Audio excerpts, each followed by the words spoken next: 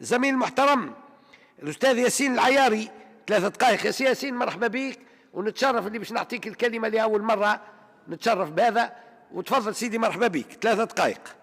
شكرا سيد الرئيس، السادة الزملاء، سيد الوزير. سيدي الوزير، 850 مليون يورو يجيو بسعر صرف اليوم 2528 مليون دينار، مش 2060 مليون دينار كما في مشروع القانون. يعني سياستكم المالية سيدي الوزير في ظرف عام خسرتنا في 468 مليار، سلفت 2060 مليون دينار وباش ترجع باليوم بركة 2528 مليون دينار. خلينا نسهل الأرقام.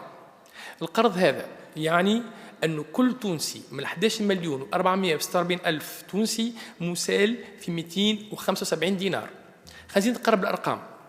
2528 مليون دينار يعني 50 مرة الاعتمادات برامج الدولة لوزارة الشؤون الاجتماعية. هذا باش توانسة ياخذوا فكرة على حجم القرض.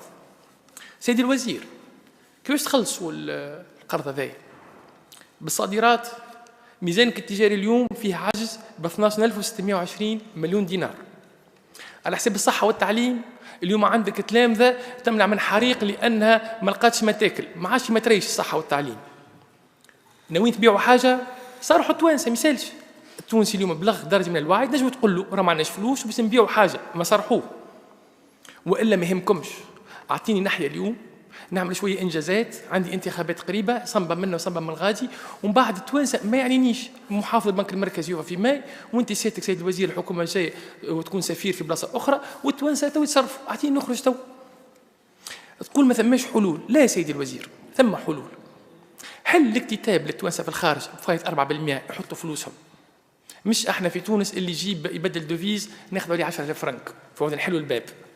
شوفوا حلول مبتكرة. يعني أنا نلقى لكم في حلول كمعارضة. علاش فوضي يخلص معالم ديوانية ما يحطهمش في كونت بلوكي بالدوفيز وريمونيري خير نخرج على البنوك العالمية نجيبهم. سيدي الوزير، لا أنا شوجه السادة النواب الساعة زملائي، تو وقت لوقف هذه المهزلة. يلزم قانون باش نمنعوا الاقتراض لفائدة تيتر 1، باش نمنعوا الاقتراض باش نخلصوا المصاريف نتاع الدولة، باش نخليوا الاقتراض فقط لصناعة الثروة.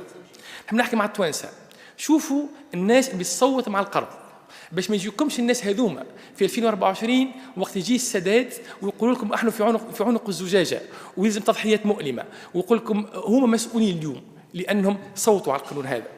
ماذا تترك الحكومة لهذا البلد، لشباب هذا البلد؟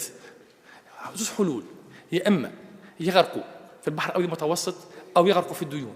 الحاجتين هذوما مرفوضين. شكرا.